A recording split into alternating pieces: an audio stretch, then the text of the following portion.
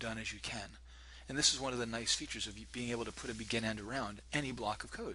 I can narrow the propagation of the exception and say, keep on going. So it's a simple program, 34 lines long. And there wouldn't be really any reason to change this unless you're working with, well, production volumes of data. So suppose I had 10,000 employees per department on average. This code will work quite slowly because we're doing these individual row-by-row actions. Now, as I hope you remember from your studying up on bulk collect, Oracle and 10G and higher will automatically optimize a cursive for loop to run at bulk collect levels of performance. So it's not necessary to convert the cursive for loop to improve performance. However, Oracle does not currently, and probably will not ever, automatically optimize DML statements into for all statements because there are too many possibilities of side effects affecting the logical outcome of the program. So if we want to get the best performance out of this program, we have to convert the insert into a for all, we have to convert the update into a for all, and they have to be two separate for alls because for all statements can only have one DML statement inside of them. For all statements require a collection to drive the processing. Let's just pull up an example of that just to remind you all. So if I have a for all statement, here we go. There's my insert statement. I need collections that reference the iterator for an individual element within the collection to drive the for all statement. You can't use for all without collections. So if we convert the insert into a for all and the update into a for all, we have to drive it with a collection. Where's the collection going to come from? It's going to come from a bulk collect. So even though we do not need to optimize the for loop into a bulk collect in and of itself, we will, when we have DML statements inside the for loop, need to convert the cursor for loop as well into the bulk processing feature using bulk collect in order to get the full leveraging of these features. So when I look at a piece of code like this, in fact, in general, the advice is whenever you see a piece of code like this, whenever you see a cursive for loop or any other kind of loop that has within it one or more DML statements, these are prime high priority candidates for a conversion, for an upgrade to the bulk processing feature. So let's take a look at how we do that. Again, notice we've got 34 lines of code, relatively straightforward, easy to understand. Now what I'm going to do is show you the alternative or the implementation in the cursor for loop to bulk 5 file. And just a first thing to note, 137 lines of code. So the volume in general, when you do these conversions from non-bulk to bulk approach, your code is going to get larger and more complex. And of course, that's usually something you don't want to have to deal with, or you don't want to have in your code. But in this case, it's pretty much the required outcome of this kind of conversion. Your code will get larger. It will get more complicated. You have to be very careful about how to write it. But you get an incredible boost in performance, perhaps 10 times improvement in performance. So let's go back to PowerPoint, take a look at in the broader perspective, an overview of what kind of processing, what kind of change you have to go through in your code. Then we'll come back and talk about what I've done here. So what it comes down to is that you're going to use a phased approach with bulk processing. Now, when you've got this cursor for loop and the row-by-row processing, it's very nice. It's integrated. Everything happens for a single row in that single iteration of the loop. We can put in all the specific logic. Again, we can trap the exception and then keep on going. It's very elegant, simple code. Unfortunately, it's too slow. And when you move to bulk processing, you end up working in a phased approach. So we've got data in one or more relational tables. And phase one is we get the data out from the tables as quickly as possible using bulk collect, whether we do an unlimited bulk collect or use the limit clause, which would be the preferred option for production code. We fill up the collection with data, or maybe multiple collections.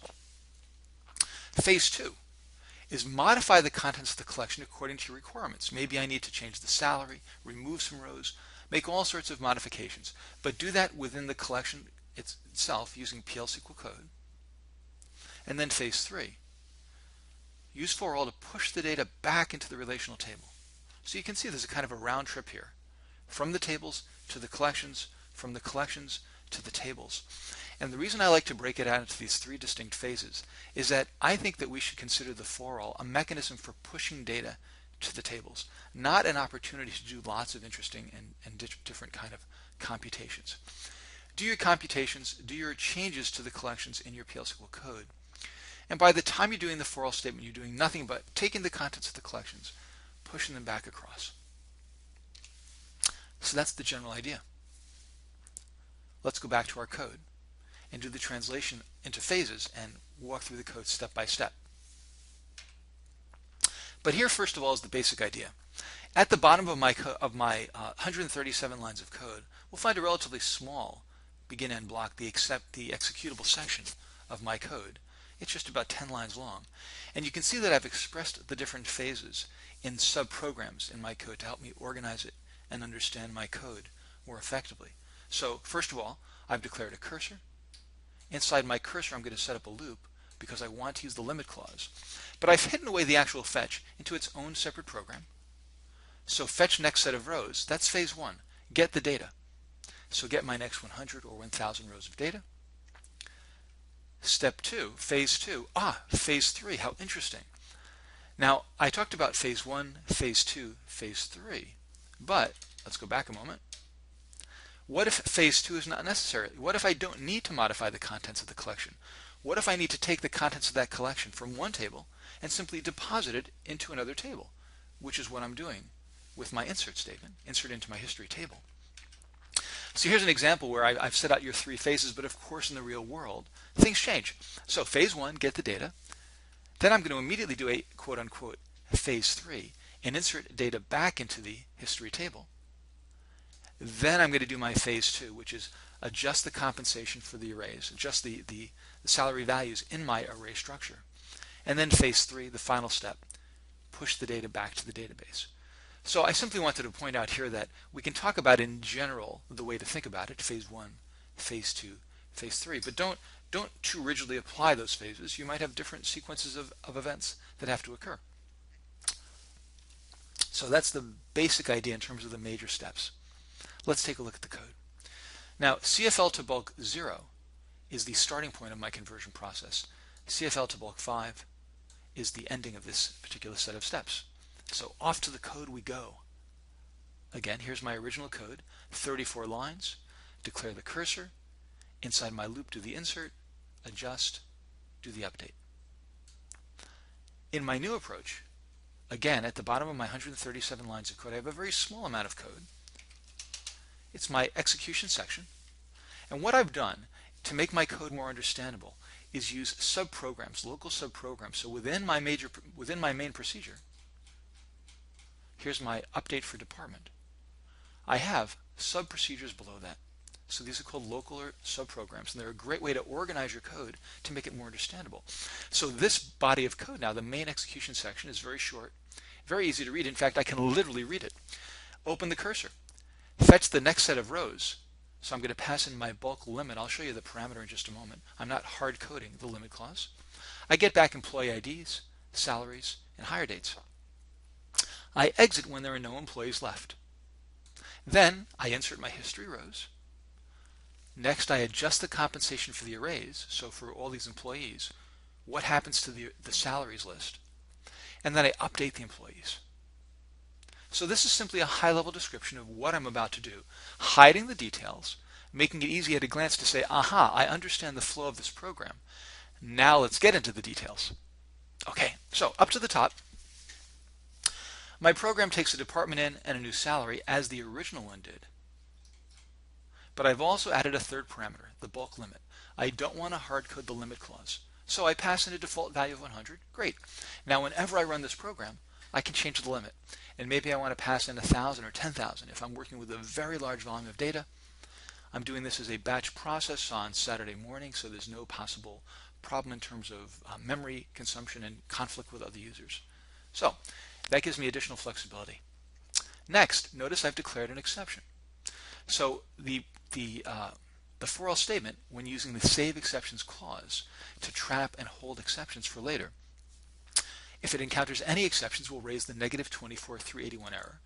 I never want to hard code that in my exception section, so I declare an exception called bulk errors, and I associate that exception with this number. Okay, next, and the big reason for the bulk of my code is that I have declared a separate collection for each one of my values that I'm fetching out of my table: employees, salaries, and hire dates. And there's my cursor. Now, as hopefully you remember from studying up on for all, even though I can bulk collect into a collection of records, I cannot reference the fields of those collections of records inside a for all statement until Oracle 11G. So I'm going to declare 3 separate collections. It's a lot of volume of code. Again, in Oracle 11, you can shrink this back down to 1 collection of records. But for the code that you're writing in Oracle 10, not possible. So I declare my 3 different collections.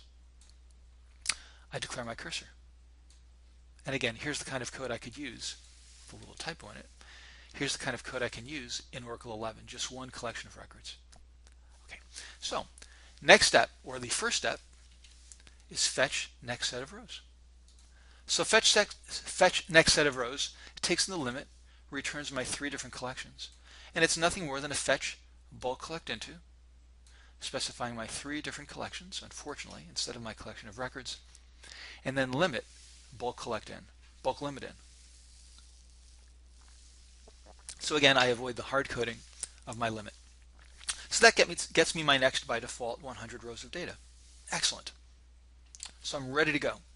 And of course, I stop when there's nothing in my collection. Next, insert history. Insert history. So I've got a whole bunch of rows in my employees, my 3 different collections, up to 100 by default, and I want to push them into the database as part of my audit process.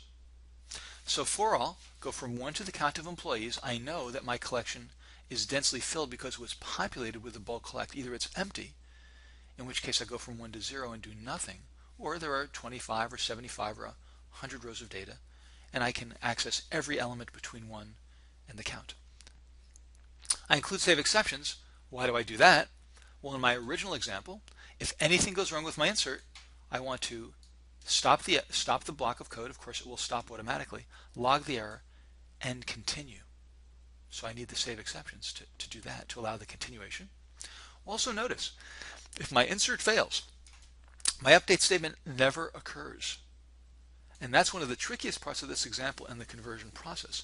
When I have multiple DML statements in the same block of code, I have to have multiple for all statements. And if I have to communicate some kind of relationship between the 2 of them, it can get tricky. Here, it's just a natural outcome of the block definition. If my insert works, I go and do my update. If the update fails, I log the error and continue.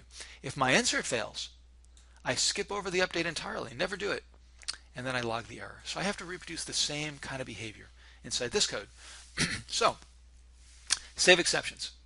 Then I do my insert. Notice I indicate or reference every single collection. So multiple collections, the values correlated together. If anything goes wrong, I trap the exception. So maybe 3 out of 100 had an error. It's all saved up by the save exceptions clause. The pseudo collection, SQL% bulk exceptions, is populated.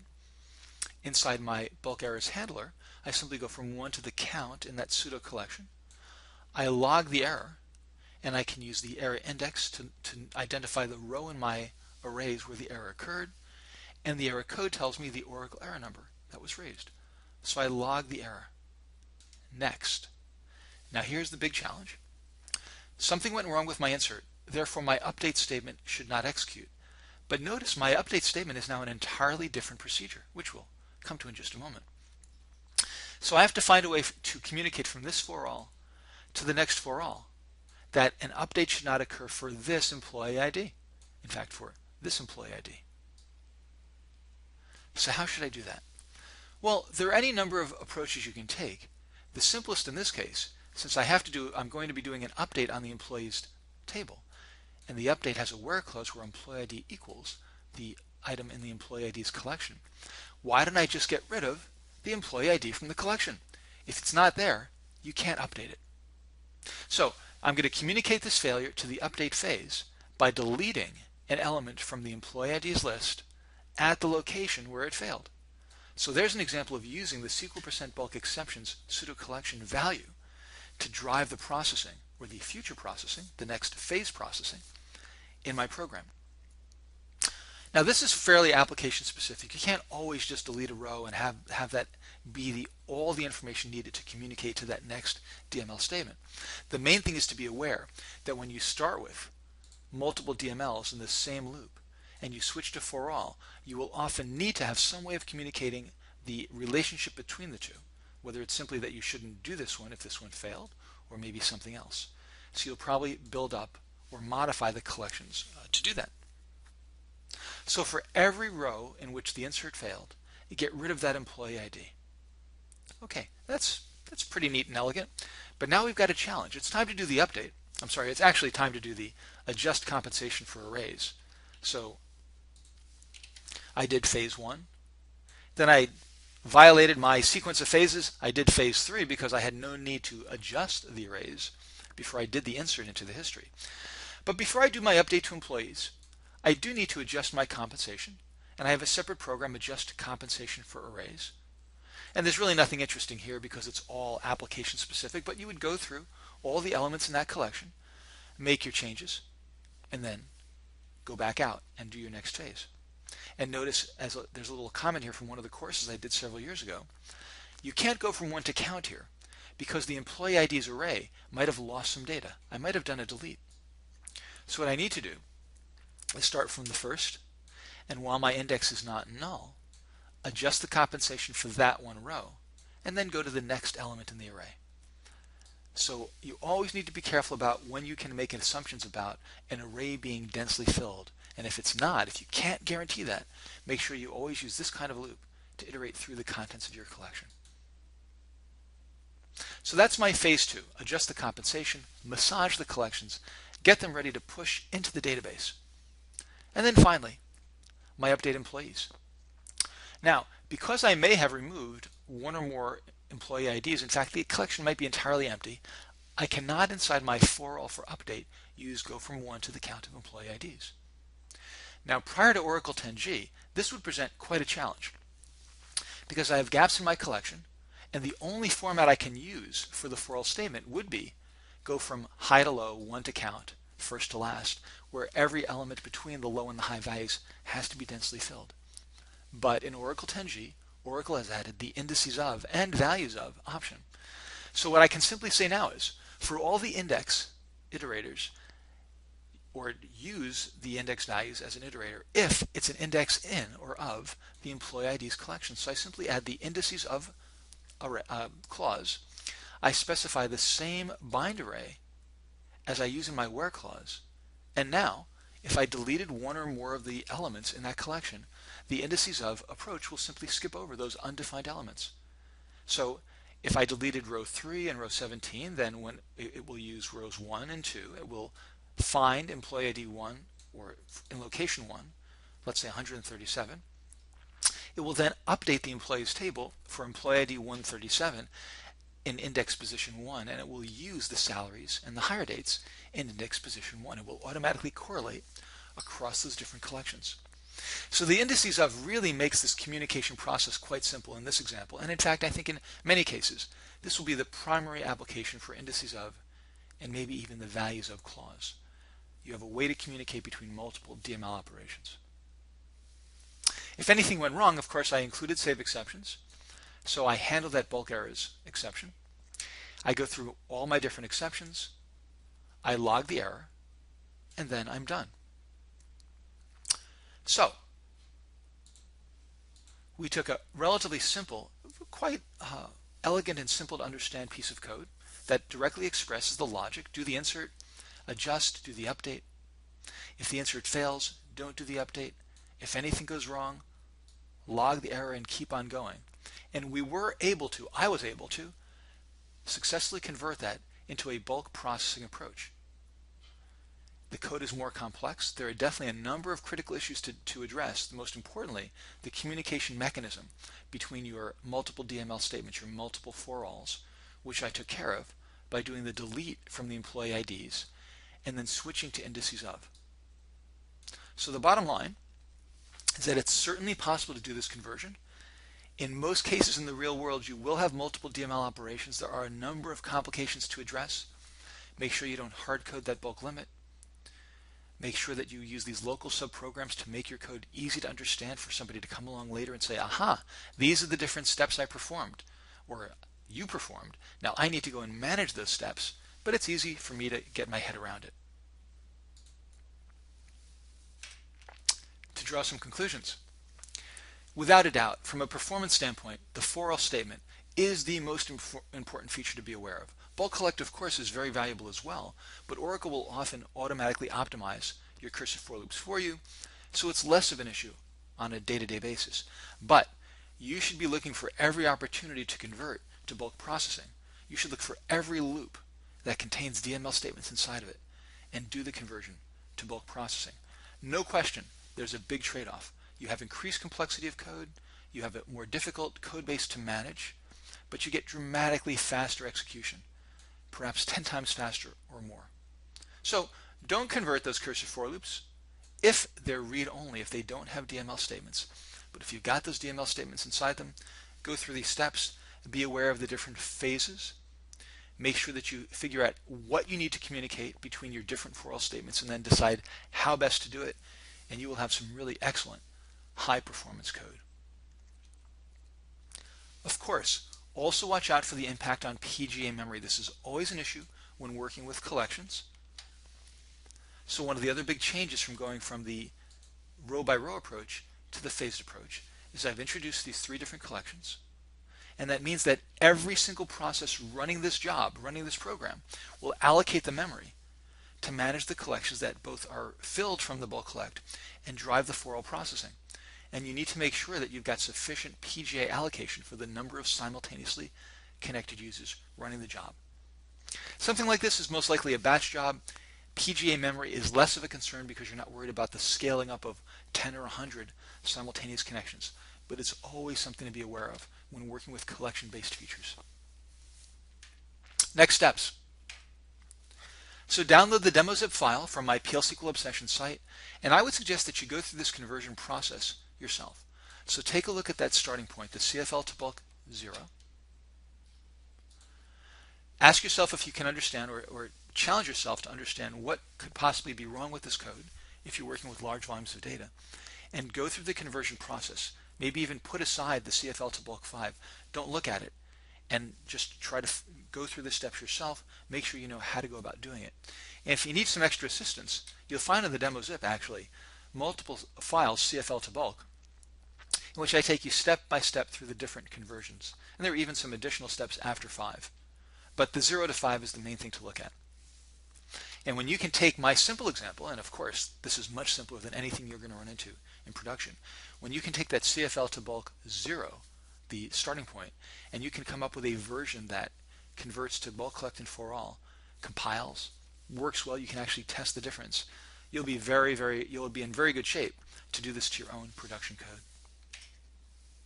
So identify every opportunity to apply bulk processing. Look for those loops with DML statements inside of it. Most important of all, your users and your managers will be very pleased with the results and treat you as the senior developer that you are. So, happy PL/SQL coding, especially with bulk processing features, and hopefully you can learn a lot from this lesson.